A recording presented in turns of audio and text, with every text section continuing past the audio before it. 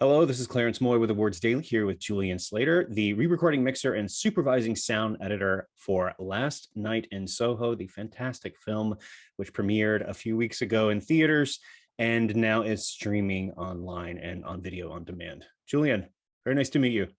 Nice to meet you too. Thanks for having me. Thank you for joining me. So let's jump right into it. So you've worked with Edgar Wright, the director of Last Night in Soho, on Baby Driver, which resulted in Oscar nominations for you.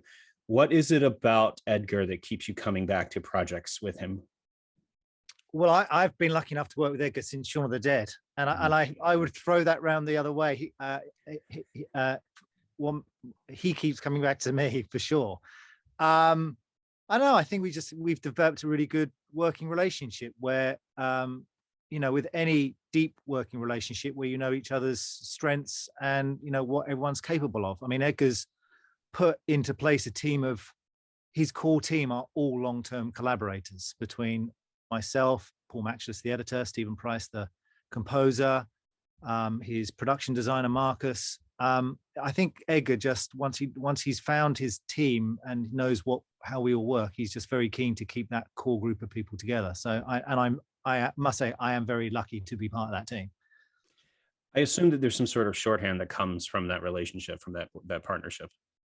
Yeah.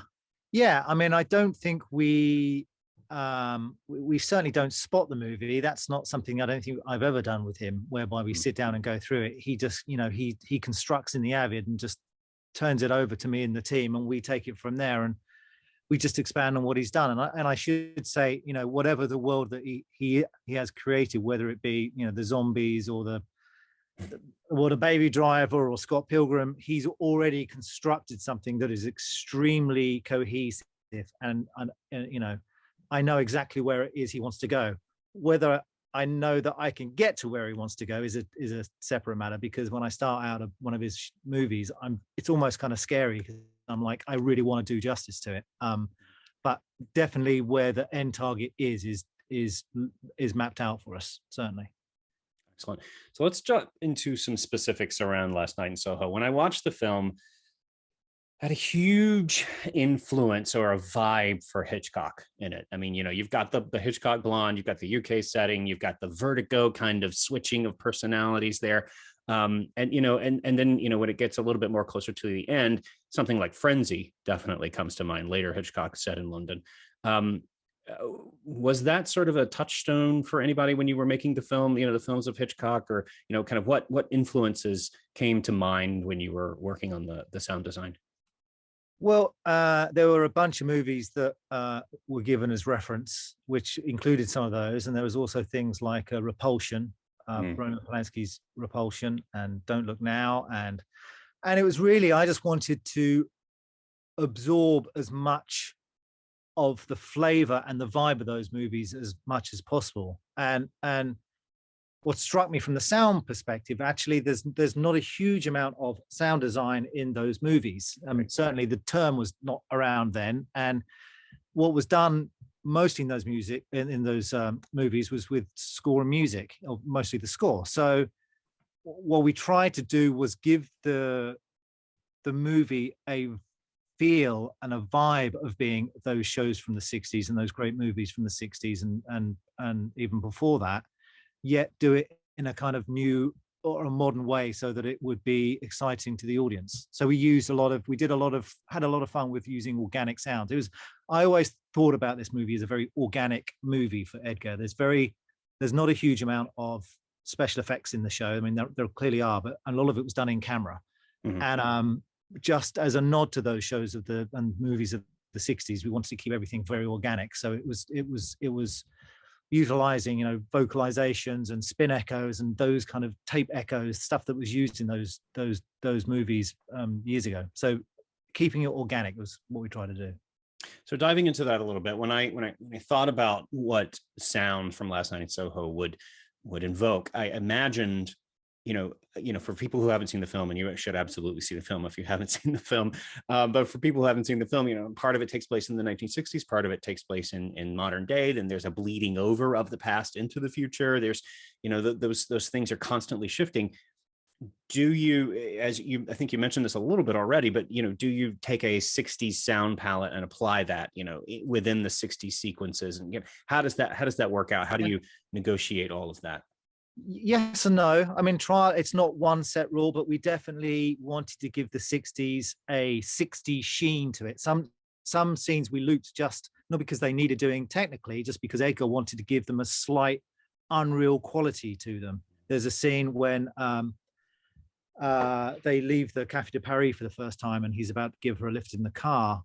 That's all looped, not purely just to give it a slightly different edge to it. We used analog tape saturation plugins to give the 60s some kind of a warmth to it. And then also the first 24 minutes of the movie, which is modern day, which is a bit paradoxical, I guess, is actually almost mono and all down the front three speakers and very narrow, so that when she goes into Soho, in the 60s Soho for the first time, everything blooms out and the contrast is very stark. And, wanted to try and make that as sonically amazing to the audience as amazing as it was to Ellie. So yeah, and multiple other things. There's like there's outside her apartment, her flat upstairs. When she first gets there are people laughing outside, and the atmosphere is kind of fun and playful a little bit with weird things going on. And then as Ellie's journey descends into slight madness, those Soho sounds, those recordings of Soho that we went out and got, they turn a bit nastier, and there's people fighting in the street and people arguing. So it's a mixture of different things, really, just to help tell that journey of Ellie's journey into darkness and descent into madness. Yeah, so that was actually my next question. Was there are sound choices that are made to reflect that progression into mental instability, or the terror, or whatever you want to call it, the things that happened to her in the latter half of the film. So you do play with the sound accordingly. Yeah, and it's a mixture of it's mostly organic sounds. So whether it's voices in her head that she's hearing that kind of spin out of control and get more wild and weird, to even just police sirens, police sirens from the 60s, modern day police sirens, we blend those into vocalization treatments, and then eventually the sounds of the 60s, as is happening to Ellie, bleed into the modern day. So you'll hear you're in modern day Soho, but there are distant 1960s sirens. So yeah, it's just trying to push the boundaries of what we can do organically to help the story. My two favorite moments of the film, one is prominently featured in the trailer because it is a spectacular moment where Ellie walks down that alley, and it's where she makes the shift from modern day to the 1960s, and you all of a sudden open up on this expansive, the Bond, what is it, Thunderball? Thunderball, yeah. You see the marquee, the sounds of the 60s really envelop you.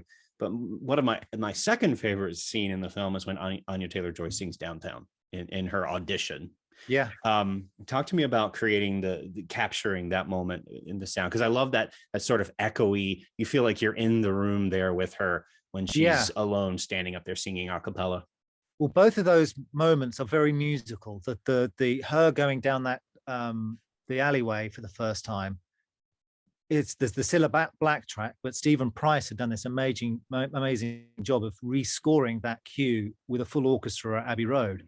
So it sounds like and it probably does Steve a bit of a disservice, because it sounds like it's Cilla Black that's opening up all around us and enveloping us. It's actually not. I mean, it's partly Cilla Black, but it's mostly Steve Price.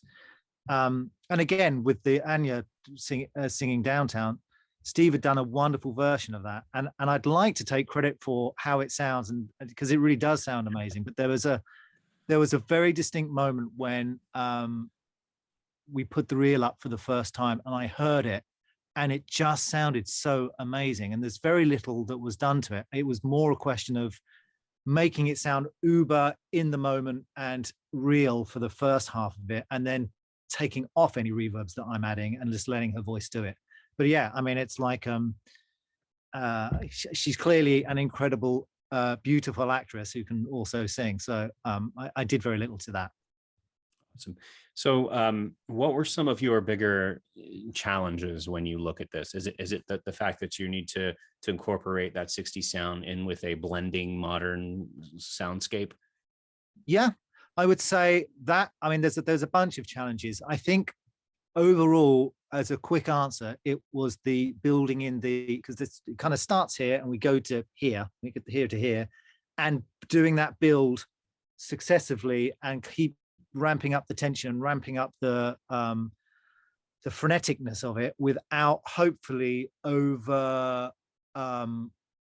it, and the audience getting too fatigued by it. That's something that we tried very hard. In fact, Edgar was very responsible and would say to us frequently, let's pull back, let's we've got plenty to go, let's keep some powder in our keg to because we've got a long way to go. That was the tough part of it, to make the audience feel like they're continually it's growing, it's getting more dark, it's getting more frenetic, it's getting more crazy, but always keeping some gas in the tank. So I have a question that's a little bit of a spoiler for people who haven't seen the film, but so I'm going to be very delicate about this, and maybe you're not even able to answer it, but there is a secondary twist that happens in the end of the film where a character is revealed to be another character. We'll leave it at that. Are there any clues in the sound design to reflect that, to hint along the way that progression is coming?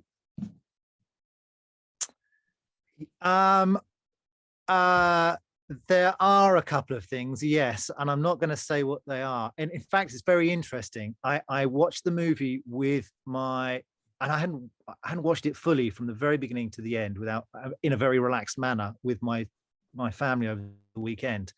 And it was interesting to pick up, and one of my sons noticed that piece of sound design that I shan't tell you about. There are a couple of little indicators, but it's done in a way that hopefully that moment that said plot point that we're talking about is revealed is a complete surprise to the audience. And it's only with reflection that you can go back and kind of go, now I understand. But yeah. It's a hallmark of a great movie when the first thing you say when you go out of the film theater, just when you've seen it, is I want to see it again, because I want to see it play back, and I want to spot those moments that inform that final twist.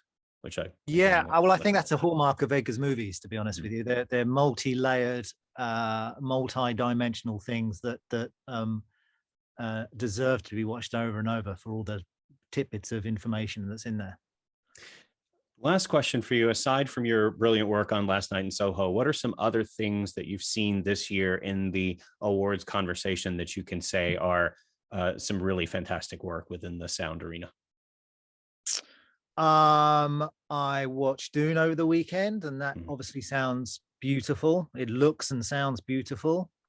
I watched The Harder They Fall, which is on Netflix, which actually sounded really, really, really great. And there's a bunch of things. I've got to say, last year was a bit of there was not rich pickings really for things to watch, whereas this year every night I'm trying to get as much. I'm trying to clear some time to watch a movie. So there's been a lot, and there's plenty more to come. So I'm really looking forward to getting stuck in. Yeah, absolutely. It's an embarrassment of riches this year. I went to Telluride this year for the first time, and already coming out of Telluride, I was like, this is just so much of a better film year than the previous. Not that the previous year was bad. It was just more robust offerings, bigger, larger scale things, things that we couldn't necessarily support during the pandemic of 2020. Yeah, I am looking forward to The Matrix. I'm hearing great things about the sound of that, and that was a seminal thing for me. That's what made one of the things that I dreamed of being in Hollywood was